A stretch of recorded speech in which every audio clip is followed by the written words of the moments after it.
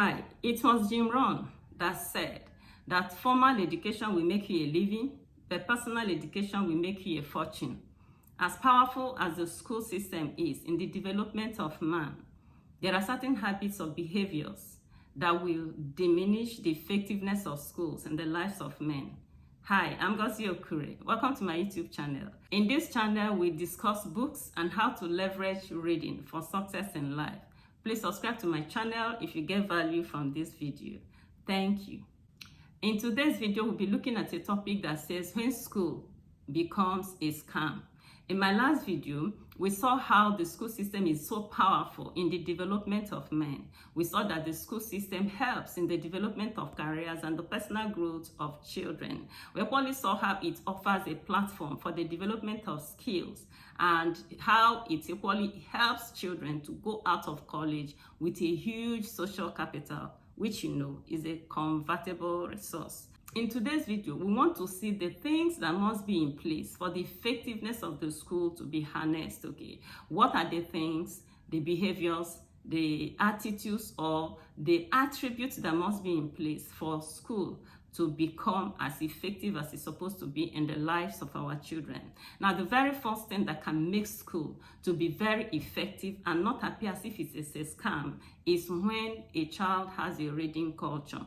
Yes, I'll go back to the quote of Jim Rohn that says that formal education will make you a living, but that personal education will make you a fortune. Now, when a person goes to school, when a child goes to school with a reading culture in place, it shows. A child who has a reading culture will diligently read every book that is recommended for school, and he will be able to read even related things, right? A child who knows how to read, a child who is a bookworm or who loves to read, can learn anything, read everything to become successful in life.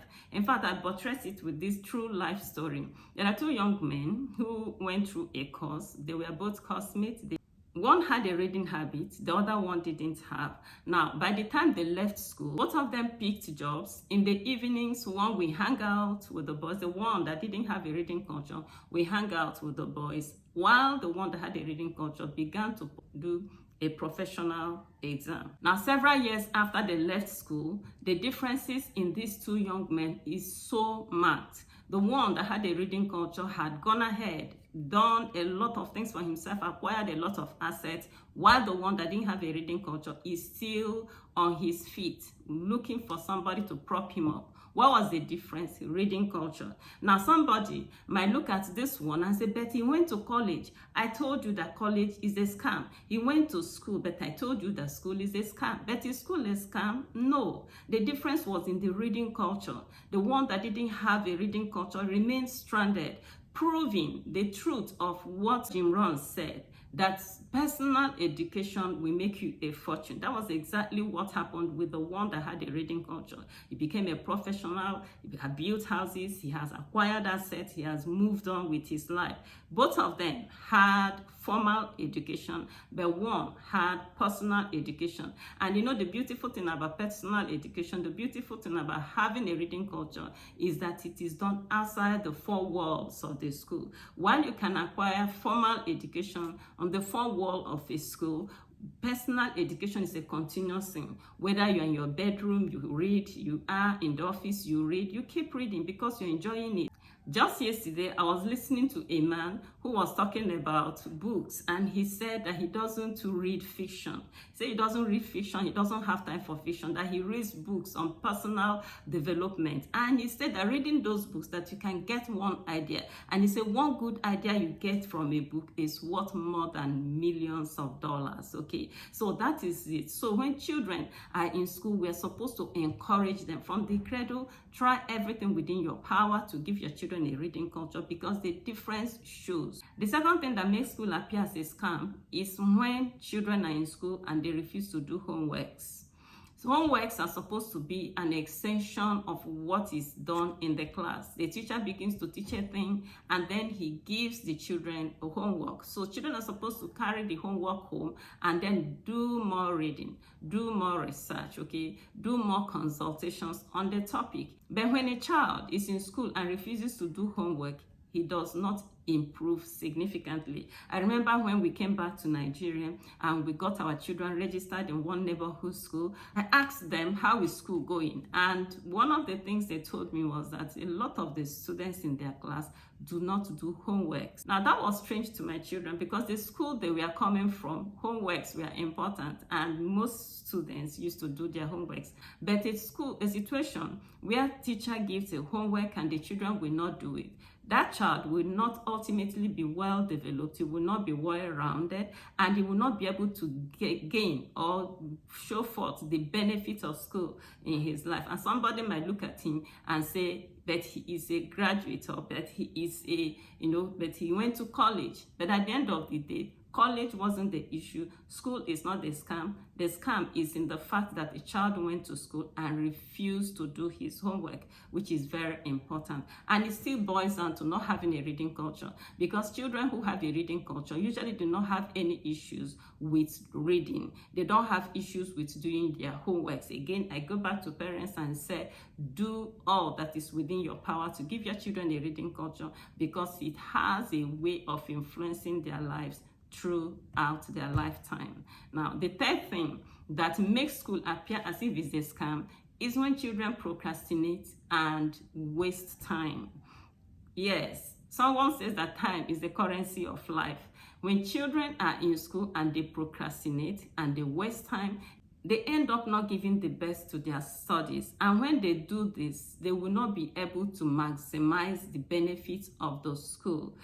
A child who is in school and who procrastinates ends up not turning in the best of his projects or his assignments. Why? Because he will procrastinate and do some other things. Then at the last minute, he will rush his project. At the last minute, he will rush his assignment, and then he turns in things that are not very good. He will be able to do sufficient research. He will not be able to do follow-up reading. So he will turn in shoddy jobs. And cumulatively, this will affect his total output in school, and this might affect him in a very significant way. And outside school, somebody will say that he went to college, and they now begin to say that school is a scam. But is school a scam?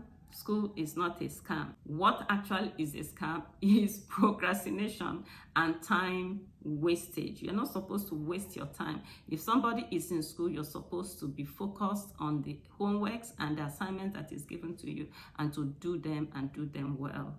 The fourth thing that makes school appear as a scam is distraction and lack of focus. Focus is so important, and in the 21st century, we are literally swimming in distractions. The child is being pulled from different fronts. Social media is there, all manner of gadgets, games that are there that distracts children. But it's so important that when a child is in school, the child should realize that the most important thing to focus his or her time at that time is the school.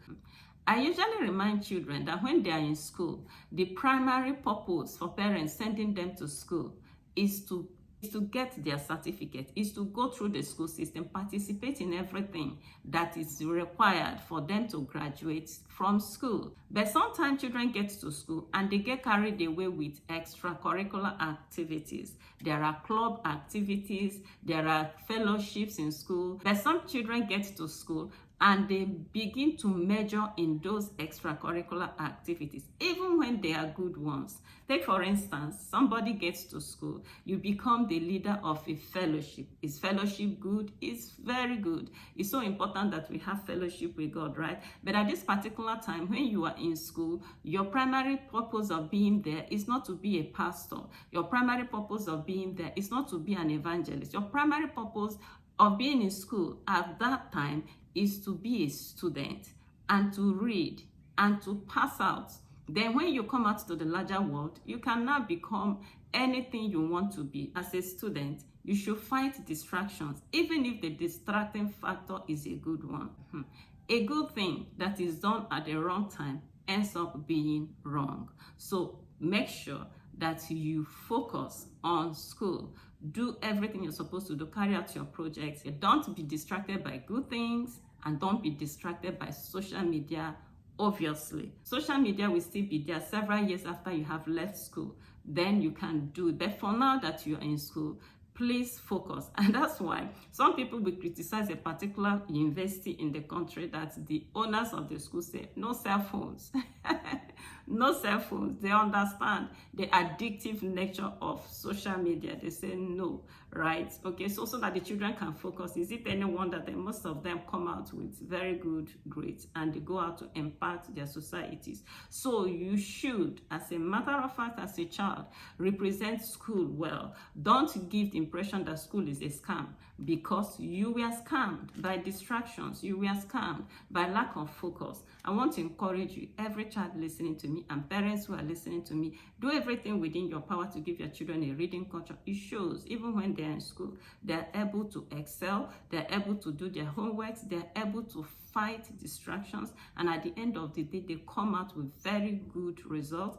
Beyond the result, they come out having learned, having developed themselves, so that by the time they're out of school, they will be one of the people who will be shaping society and being a blessing to humanity. Thank you so much for being a part of this beautiful video. If you got value, once again, I say please subscribe to my channel, tell somebody about this channel, and until I come your way next time, remain richly blessed.